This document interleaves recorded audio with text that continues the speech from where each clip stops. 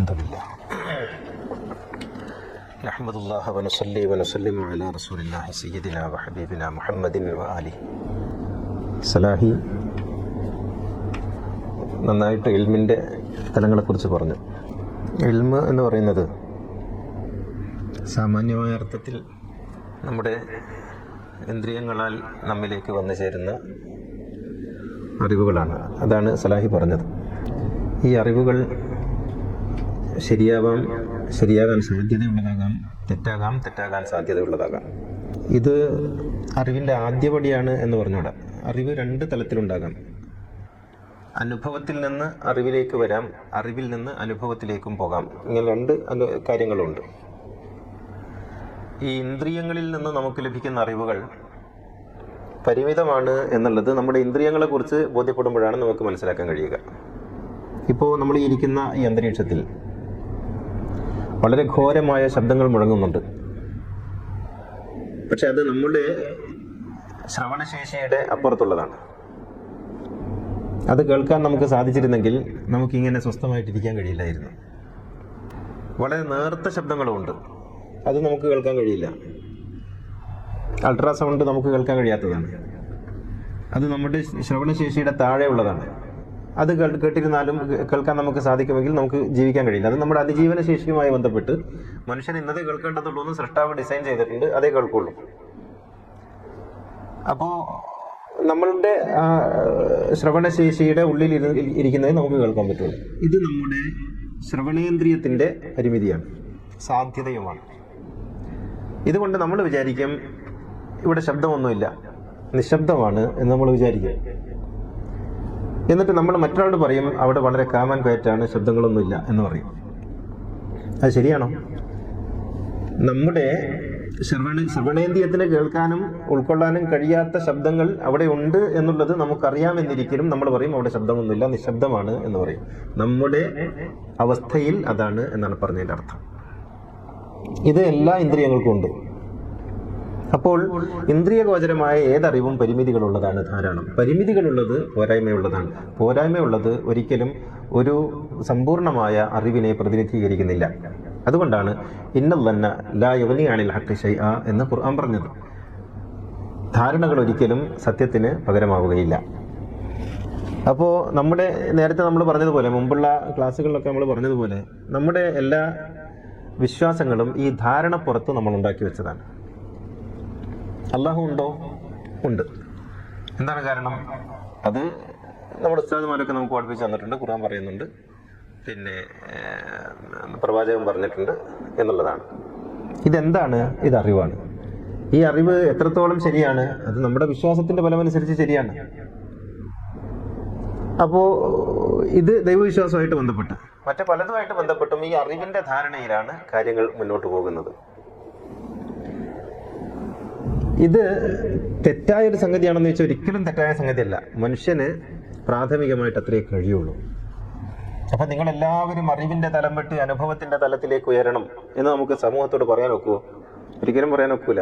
കാരണം മനുഷ്യൻ പലവിധ പ്രാരാബ്ധങ്ങളിൽപ്പെട്ട് ഉഴറി നടക്കുന്ന ഒരു മനുഷ്യൻ, അവനൊക്കെയും ഈ സത്യാന്വേഷണ പാതയിലേക്ക് വന്നിട്ട് എല്ലാവരും ഇങ്ങനെ ആനുഭൂതികമായി ദൈവത്തെ അറിയണം, സത്യത്തെ അറിയണം, ഈശ്വര ദർശനവും സത്യസാക്ഷാത്കാരവും വേണം എന്ന് പറഞ്ഞിട്ടിരുന്നാൽ ഇവിടെ ഒന്നും നടക്കൂല.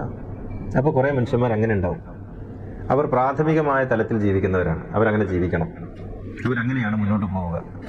അപ്പോൾ ഇത് നമ്മൾ ഒന്നിനെ തള്ളിക്കളയേണ്ടതില്ല, അത് ശരിയല്ല എന്ന് പറയേണ്ടതില്ല, അതിനപ്പുറത്തും ശരിയുണ്ട് എന്ന് പറഞ്ഞാൽ മതി.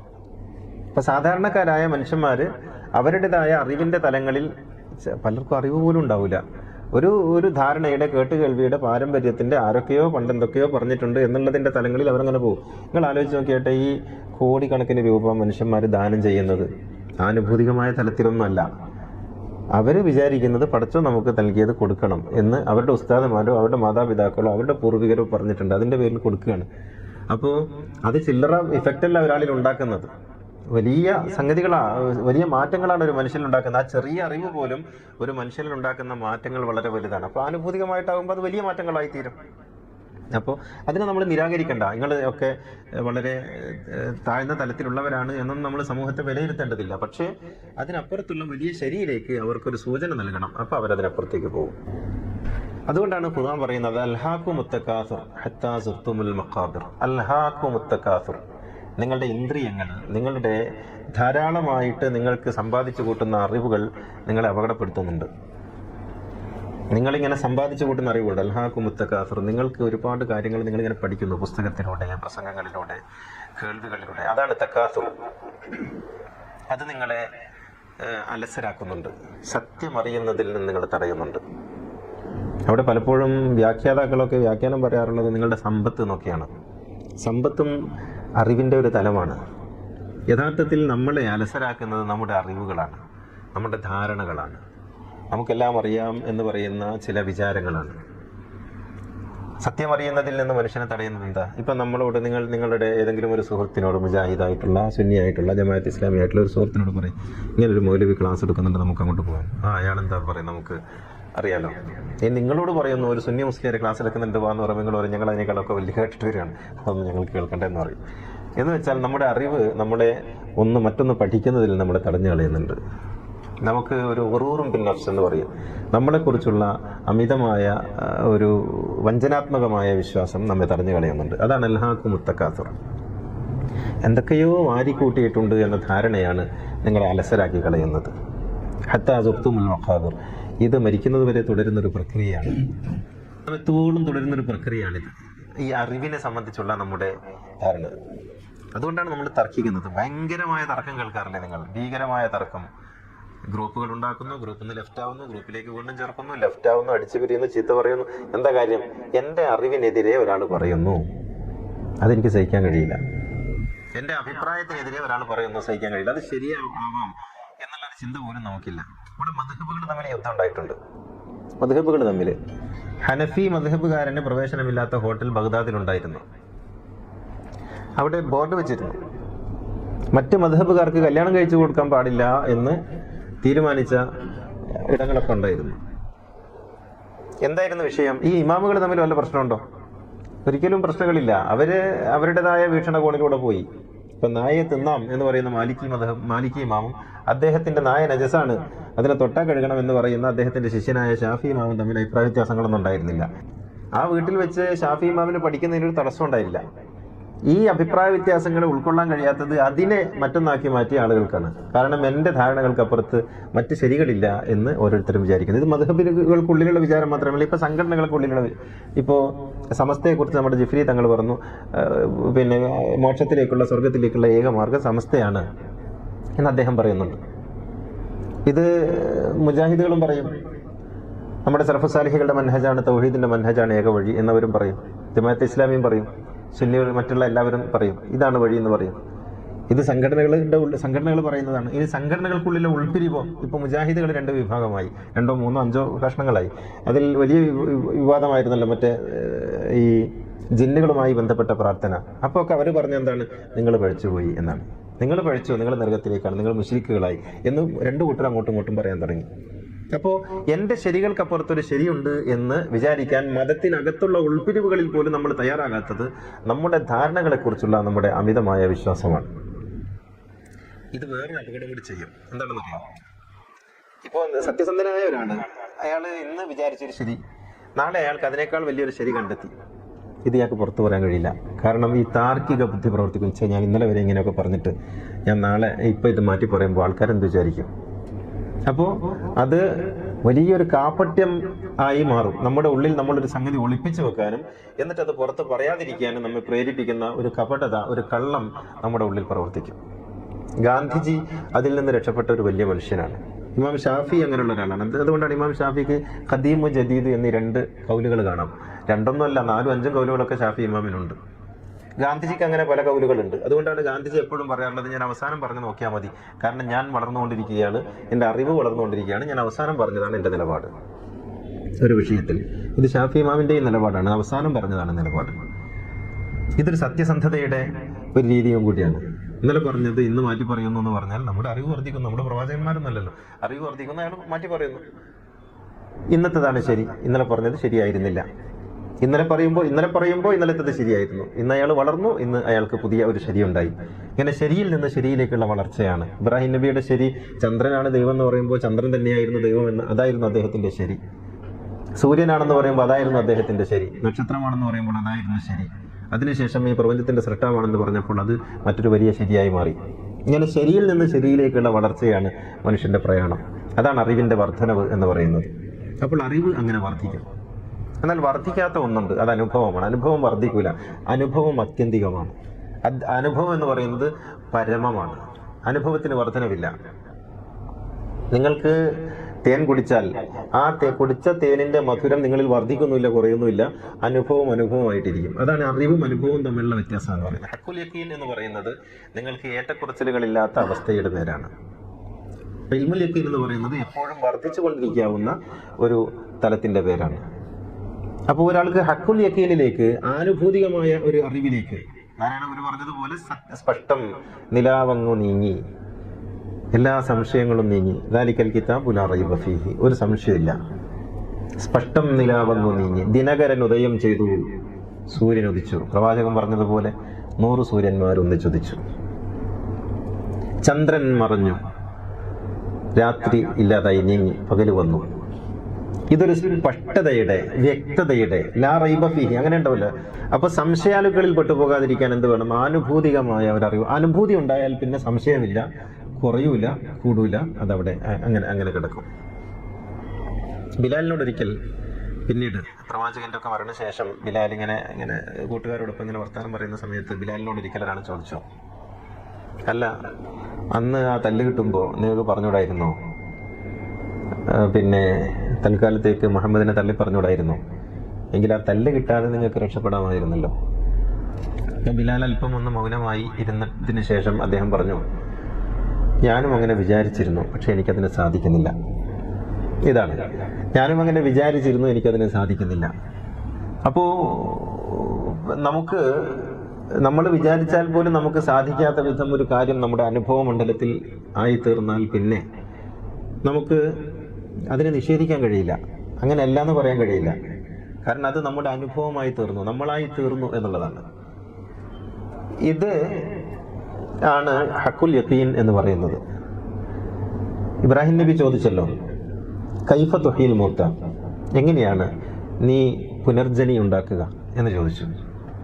അപ്പൊ അല്ലാഹ് ചോദിച്ചു, അംലം തുഅ്മിൻ, അല്ല നിനക്ക് വിശ്വാസമില്ലേ? അദ്ദേഹം പറഞ്ഞു, ബല, വിശ്വാസമുണ്ട്, വലാകിൻ ലിയത്മഇന്ന ഖൽബി, അതെനിക്ക് അനുഭൂതിയാവണം. ഇതാണ് വിശ്വാസം വേറെയാണ്, അനുഭൂതി വേറെയാണ്. വിശ്വാസം ഇല്ലാത്ത പ്രശ്നമൊന്നുമില്ല, വിശ്വാസം ഉള്ളതുകൊണ്ടല്ലേ നിന്നോട് ചോദിക്കുന്നത്. എനിക്ക് നിന്നിൽ വിശ്വാസം ഉള്ളത് കൊണ്ടാണല്ലോ. ബല, വിശ്വാസമുണ്ട്, പക്ഷേ അത് എനിക്കൊരു എക്സ്പീരിയൻസ് ആവണം, അത് എൻ്റെ അനുഭൂതിയായി മാറണം, ആനുഭൂതികമായ തലത്തിൽ അതെനിക്ക് ഉൾക്കൊള്ളാൻ കഴിയണം. അപ്പോഴാണ് അതിനുള്ള മാർഗം പഠിച്ചം പറഞ്ഞു കൊടുക്കുന്നത്. അപ്പോൾ നമുക്ക് അങ്ങനെ സംശയിക്കുന്നതിനും ചോദിക്കുന്നതിനും അങ്ങനെ ചില ഒരു സംശയമുണ്ട് ചില വിശ്വാസ സമൂഹങ്ങൾക്ക്. അങ്ങനെയൊക്കെ സംശയിക്കാമോ? അല്ലാഹു ഉണ്ടോയെന്ന് സംശയിക്കാമോ? പരലോകം ഉണ്ടെന്ന് സംശയിക്കാമോ? അങ്ങനെ സംശയിച്ചാൽ നമ്മൾ കാഫിറായി പോകൂലേ? അങ്ങനെയാണെങ്കിൽ ആദ്യത്തെ കാഫിർ ഇബ്രാഹിം നബിയാണ്. കാരണം ഇബ്രാഹിം നബിയാണ് പറഞ്ഞത്, എനിക്ക് നീ എങ്ങനെയാണ് പുനഃസൃഷ്ടിക്കുക എന്ന് എനിക്ക് കാണിച്ചു തരണം. അള്ളാന്റെ കഴിവിൽ വിശ്വാസം ഇല്ലാത്ത ഒരാളായതുകൊണ്ടാണല്ലോ അങ്ങനെ ചോദിക്കുന്നത്. വേണമെങ്കിൽ അങ്ങനെ പറയാലോ. അങ്ങനെയല്ല, വലാകിൻ ലിയത്മഇന്ന ഖൽബി, എനിക്ക് ആനുഭൂതികമായ അറിവ് വേണം.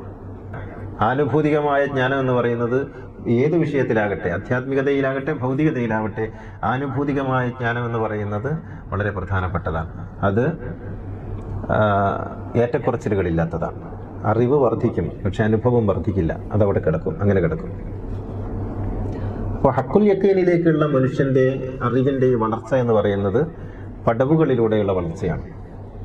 ഞാൻ മുമ്പ് പറഞ്ഞിട്ടുണ്ട്, നിങ്ങൾക്ക് ദൈവാനുഭൂതി ഉണ്ടാവുക എന്ന് പറഞ്ഞാൽ പടവുകളില്ലാത്തതാണ്. അതൊരു കിണറ്റിൽ വീഴുന്നത് പോലെയോ കുഴിയിൽ വീഴുന്നത് പോലെയാണ്. ഒരാൾ താഴേക്കങ്ങ് തള്ളിയിട്ടാൽ പിന്നെ പടവുകളിലൂടെ ഒന്നല്ല വീഴുക, ഡും എന്ന് ഒരൊറ്റ വീഴ്ചയാണ്.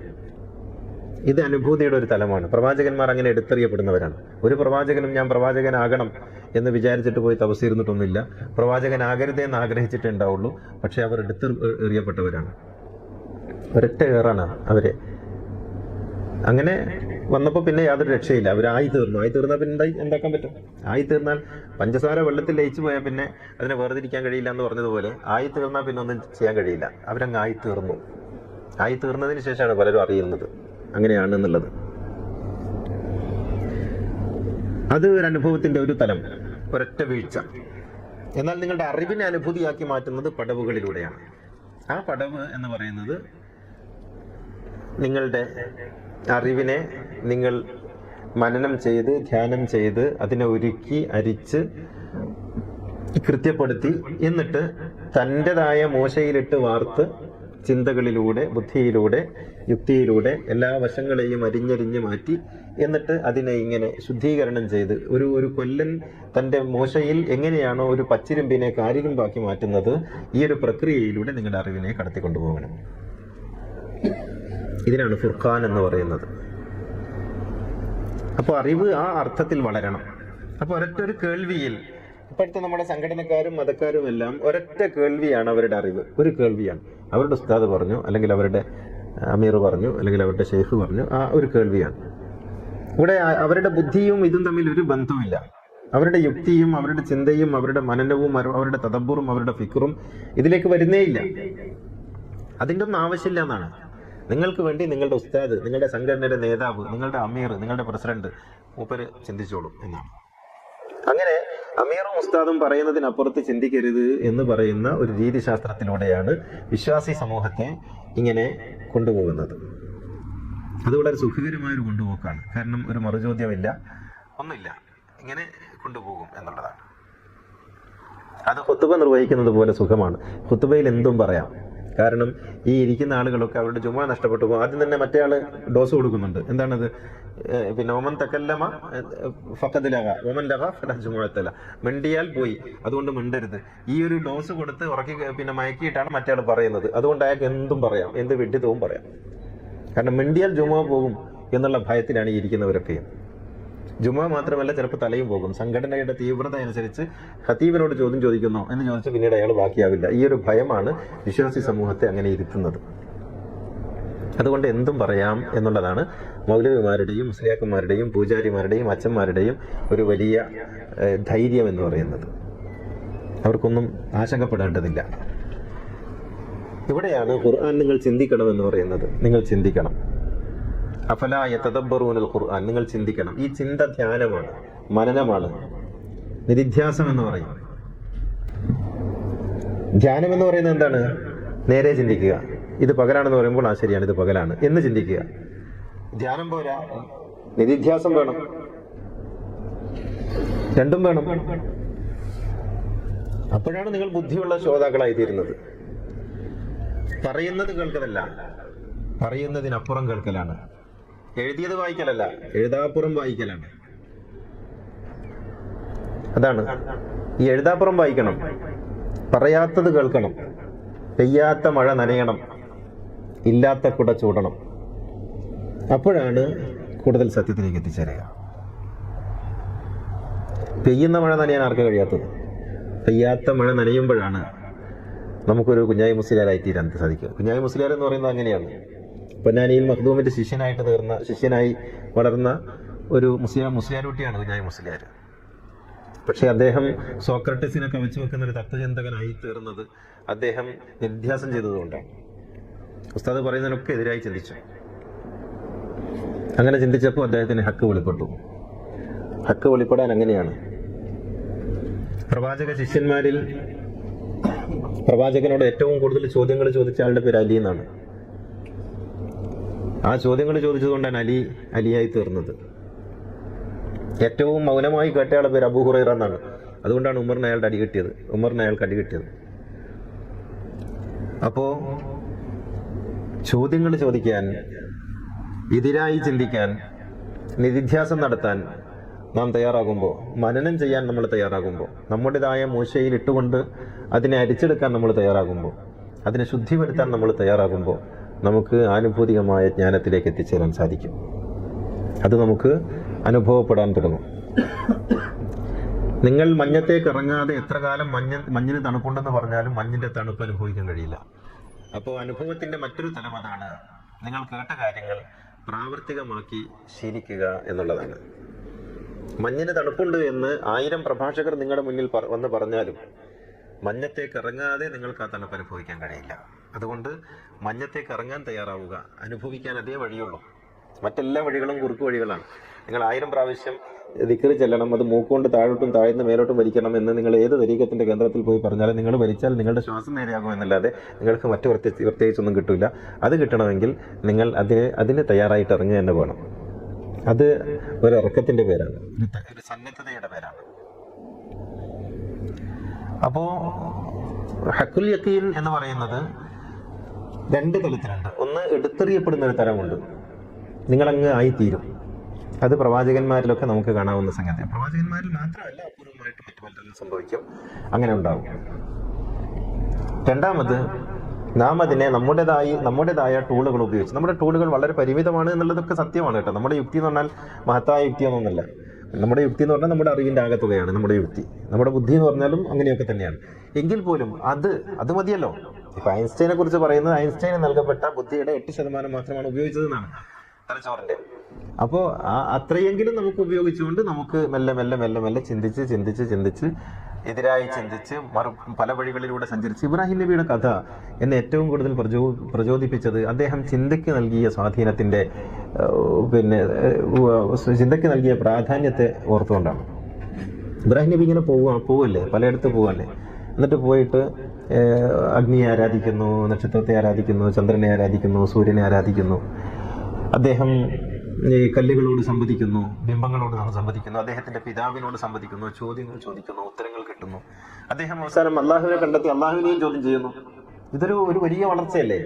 പടച്ചവനെ കണ്ടെത്തിയിട്ട് മൂപ്പരവിടെ നിൽക്കുന്നില്ല, മൂപ്പരെയും ചോദ്യം ചെയ്യണം, അള്ളാഹിനെയും ചോദ്യം ചെയ്യാണ്. എങ്ങനെയാണ് നീ ഇതെങ്ങനെ ചെയ്യുന്നത്, നിനക്ക് എങ്ങനെയാണ് ഇത് സാധിക്കുന്നത്, എനിക്ക് പറഞ്ഞു തരണം എന്ന് പറഞ്ഞിട്ട് അള്ളാഹിനെ കൂടി ചോദ്യം ചെയ്ത് ഉൾക്കൊണ്ട് പോകുന്ന ഒരു ഹനീഫായി മാറുമ്പോൾ, നേരത്തെ സലാഹി പറഞ്ഞതുപോലെ ഒരു അന്വേഷിയായി തീരുമ്പോഴാണ് ഇബ്രാഹിം ഇന്നി ജാഇലുക ലിന്നാസി ഇമാമ, ഈ ലോകത്തിന്റെ നേതാവാണ് എന്ന് ഖുർആൻ സത്യപ്പെടുത്തിയത്.